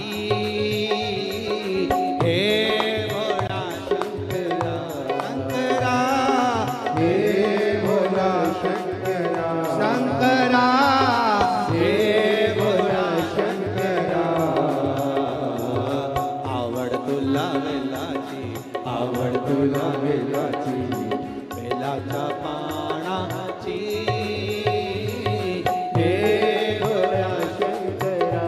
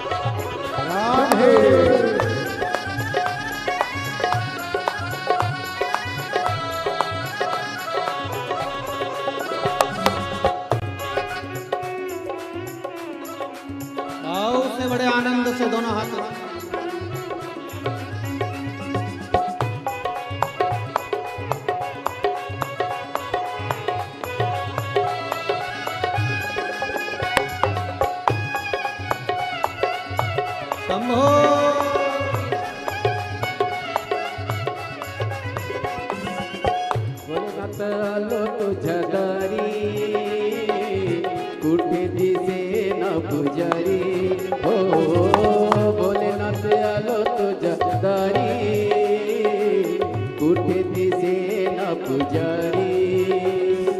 आवड तुला बेलाची, आवड तुला बेलाची, आवड तुला बेलाची, आवड तुला बेलाची, बेलाच्या पानाची हे भोळा शंकरा, शंकरा हे भोला शंकरा, शंकरा हे भोला शंकरा. आवड तुला बेलाची, आवड तुला बेलाची, बेलाच्या पानाची हे भोला शंकरा, हे भोला शंकरा, हे भोला शंकरा, हे भोला शंकरा, हे भोला शंकरा, हे भोला शंकरा, हे भोला शंकरा. हार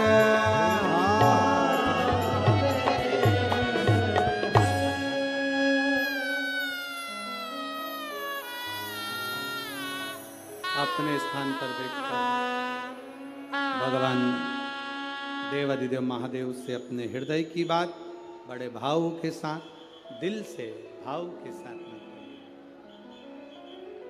हृदय से बाबा से विनती भाव के साथ में करिए। जहां जगह मिले वहां बैठकर, कार्यकर्ता भी जो खड़े हैं वो बैठकर बाबा से विनय करेंगे, दिल से बाबा से प्रार्थना करेंगे। श्री शिवा नमस्तु, श्री शिवा नमस्तु, श्री शिवा नमस्तु, श्री शिवा नमस्तु, श्री शिवा नमस्तु। भोला सब दुख काटो भार, ओ भोला सब दुख काटो भार। शिव शंकर जपूं तेरी माला, भोले बाबा जपूं तेरी माला, भोला सब दुख काटो मारा, ओ भोला सब दुख काटो मारा. वेश है मंगल मंगलकारी, वैश है मंगल मंगलकारी, शमशान वासी हमारा, शमशान वासी हमारा, ओ भोला सब दुख काटो मारा, ओ भोला सब दुख काटो मारा. शिव कथा कहती है, भगवान शंकर का संवाद कहता है। नमुची को जो रुद्राक्ष मिला उसने उसकी चर्चा की। शिव का दर्शन हुआ, मांगो नमुची तुम्हें क्या चाहिए। दैत्य था नमुची, असुर था, राक्षस था, क्या चाहिए तुमको। नमुची ने कहा अगर आप मुझे केवल एक वर दे दो कि मैं कोई अस्त्र से, कोई शस्त्र से, कोई अग्नि से, कोई आकाश से, किसी भी चीज से मेरी मृत्यु न। मेरी मृत्यु ना हो ये मुझे वर दिया जाए। हमने पहले भी कथा में कहा, बादाम खाओगे तो भी मरोगे, नी खाओगे तो भी मरोगे। कथा सुनोगे, बोलते जाओ, तो भी मरोगे, नी सुनोगे तो भी मरोगे। राम नाम बोलोगे तो भी मरोगे, नी बोलोगे। बस अंतर इतना सा है, बिल्ली चूहे को अपने मुंह से पकड़ती है तो रक्त में सराबोर कर देती है। बिल्ली अपने मुख से अपने बच्चे को पकड़ती है तो खून नहीं आता, रक्त नहीं आता, बच्चा मरता नहीं। उसी तरह जो कथा सुनता है, भगवान का भजन करता है, मरता है पर काल में मसा नहीं जाता। जो बिना भजन के, बिना कथा के मर जाता है, वो अंत में चूहे जैसा रक्त में सनाबूर हो जाता है। मरना तो है, मृत्यु तो सत्य है। वाह, मौत कहां से टल सकती है। शिव कथा कर रही है, भगवान शंकर की कथा कर रही है, नमूची तुझे मरना तो पड़ेगा। तो नमूची ने कहा कि ये अस्त्र शस्त्र से मेरी मृत्यु ना हो। शिव जी ने कहा दिया तथास्तु, जा। अब नमूची को जब वर मिल गया, जब तक वर नहीं मिलता, जब तक के कोई पद नहीं मिलता, जब तक कोई प्रतिष्ठा नहीं मिलती, जब तक कोई स्थान नहीं मिलता, तब तक व्यक्ति थोड़ा भ्रमण करता रहता है, घूमता रहता है। जैसे आप लोग कथा में आए, आपको जगह नहीं मिलेगी तो आप पहले इधर जाओगे, उधर जाओगे, उधर जाओगे, 1 नंबर दरवाज़ा, 2 नंबर दरवाज़ा, 3 नंबर दरवाज़ा, सब दरवाजे पर घूम लोगे। तब आखिरी में तुम सोचोगे अब जगह वगह तो मिलने वाली नहीं है। फिर किसी पेड़ की छाँव में, जब पंडाल पूरे भरे हुए हैं, दुकानें पूरी भरी हुई है, जगहें पूरी भरी हुई है, तो किसी पेड़ की छाँव में तुम बैठ जाओ, स्थान पाना। हम नमूची को ये वर मिल गया कि अस्त्र शस्त्र से तू नहीं मरेगा, तो नमूची के हाथ में जो रुद्राक्ष था उसने वो फेंक दिया। रुद्राक्ष की माला देवऋषि नारद ने फेंकी थी, बंदर का मुंह लगा था। सुनिए ना कथा, केवल शिवजी ने रुद्राक्ष की माला दी थी और देवऋषि नारद ने ये कहकर फेंक दी, इससे मुझे क्या करना, उठाकर फेंक दी।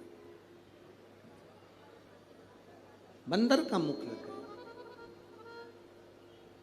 भगवान नारायण ने जरा सी निंदा सुन ली थी शंकर जी की, भगवान विष्णु ने थोड़ी सी निंदा शंकर जी की सुन ली थी, तो उनको घोड़े का मुंह लगा था, हयग्रीव अवतार हुआ था। केवल निंदा सुनी थी शंकर भगवान की तो घोड़े का मुख लग गया। नारद जी ने शंकर की निंदा करी, रुद्राक्ष की माला फेंकी तो बंदर का मुख लग गया। शिव को जो जानता नहीं है वो बाद में पछताता। और अंत समय प्रभु आना पड़े। आप भी बोलिए, जिसको आता है सब बोला करो साथ में। अंत समय प्रभु आना पड़े, वचन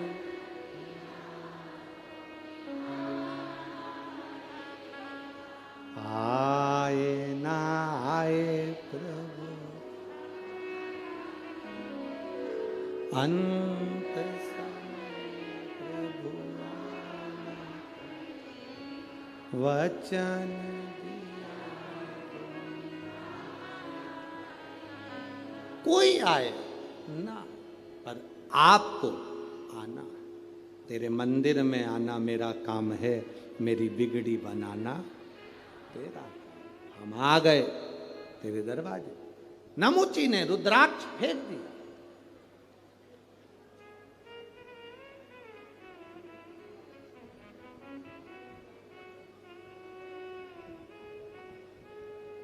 एक बेलपत्र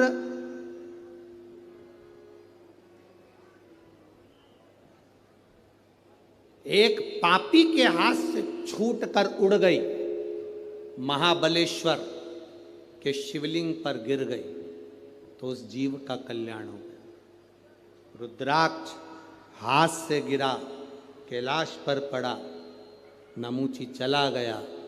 गलती क्या कर दी नमूची ने कि रुद्राक्ष को लांग गया। बेलपत्र, रुद्राक्ष भगवान पे चढ़ा हुआ निर्माल्य लांघा नहीं जाता,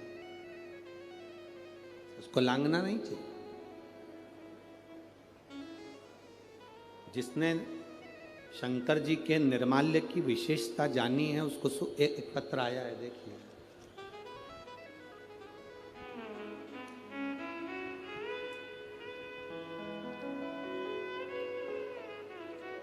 गुरुजी, मैं भंडारा से आई हूं, मेरा मोबाइल नंबर ये है। मेरी बेटी के आंखों के ऊपर गर्दन के पास 2021 से सफेद दाग हो गए थे। गुरुदेव, आंखों के ऊपर भी सफेद दाग हो गए, गर्दन के पास भी सफेद दाग हो गए।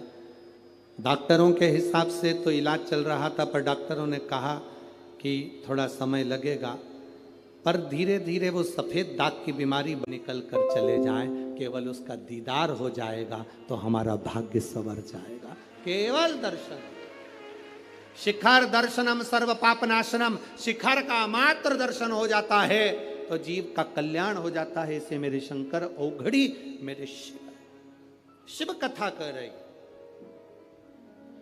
नमूची लांग गए रुद्राक्ष को, लांग कर गए, बस जो शंकर को नहीं जान पाया, अपनी अभिमत्ता में, अहंकार में फूला रहा, अंत में वो बर्बाद हो गया।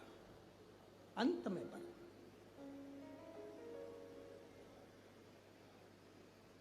जीव नरक, शिव कथा कहती है,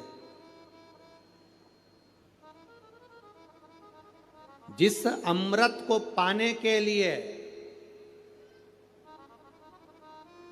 देवता तरसते हैं, जिस अमृत को पाने के लिए संसार तरसता है, वो अमृत शिव महापुराण की कथा में रोज बरसता है, प्रतिदिन बरसता है।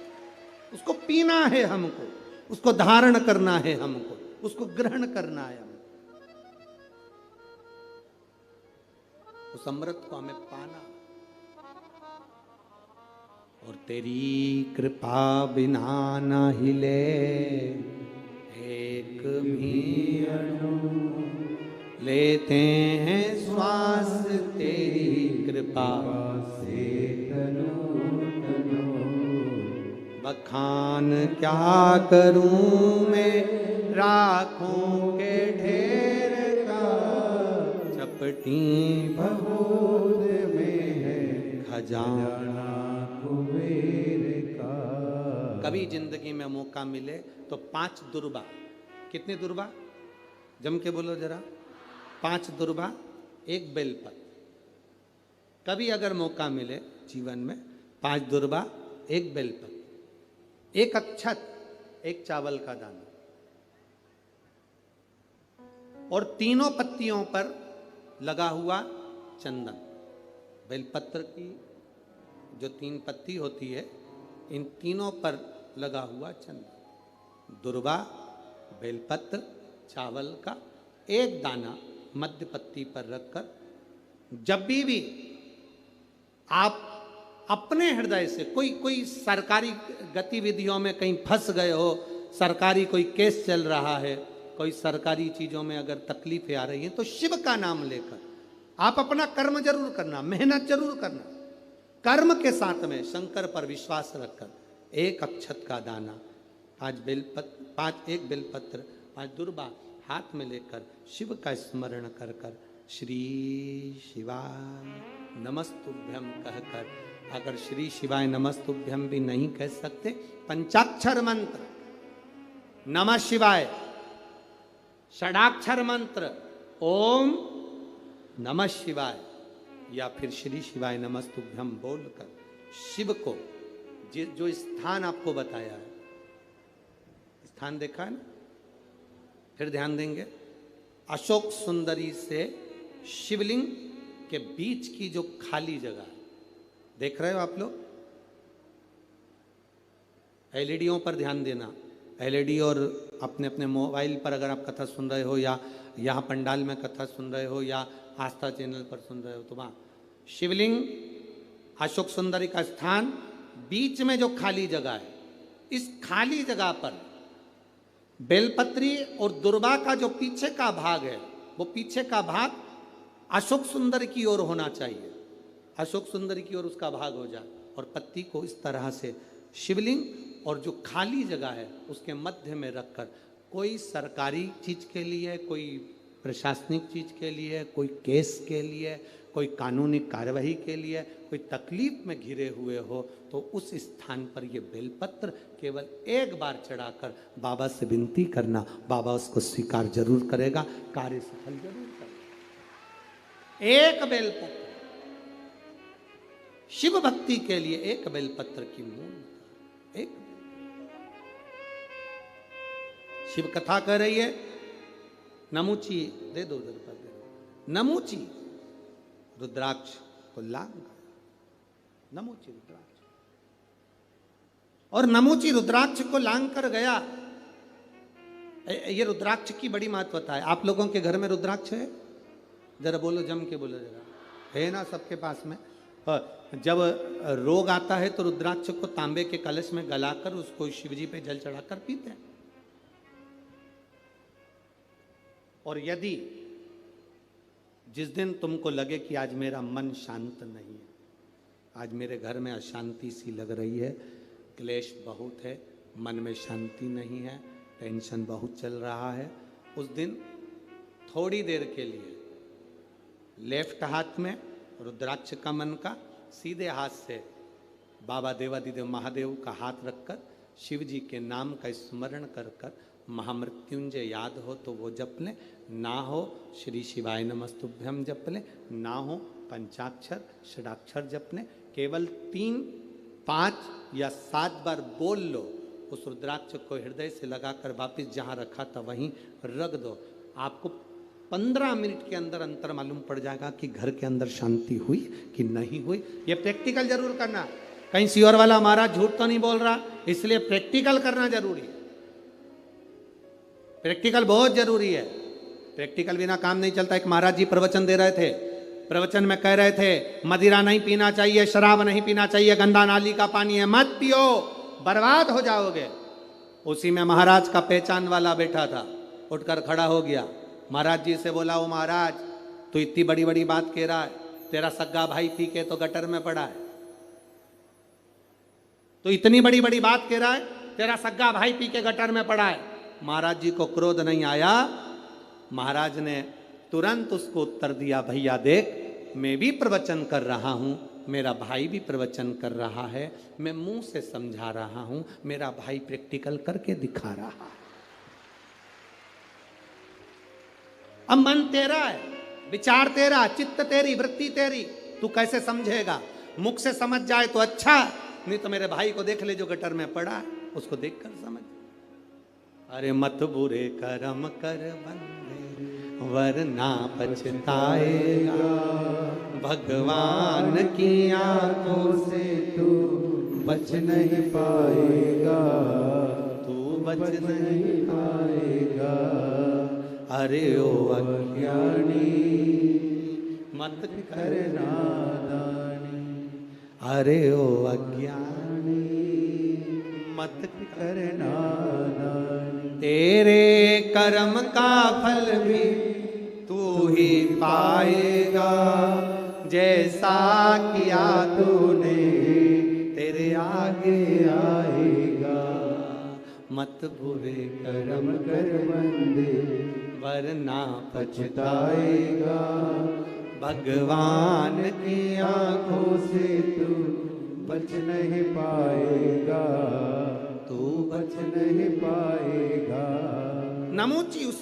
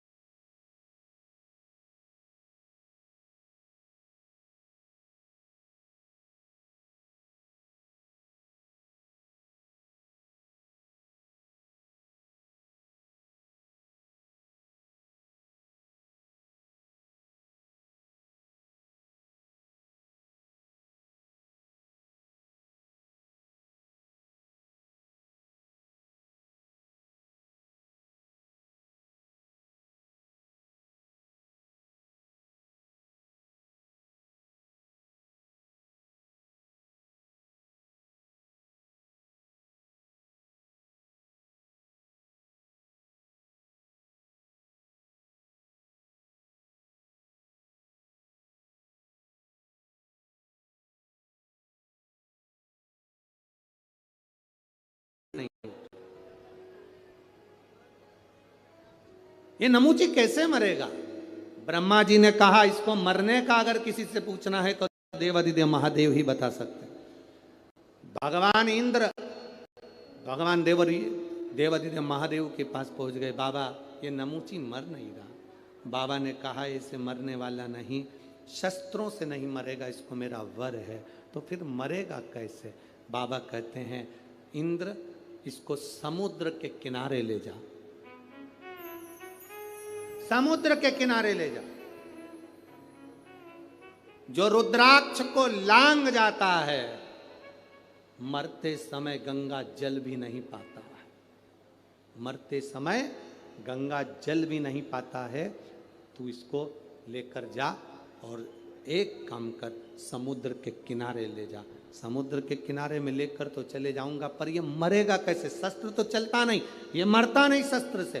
देवादिदेव महादेव ने कहा चिंता मत कर इंद्र, समुद्र के किनारे ले जाना, समुद्र की लहरें पड़ेगी, लहर पड़कर उस पर फेन आएगा।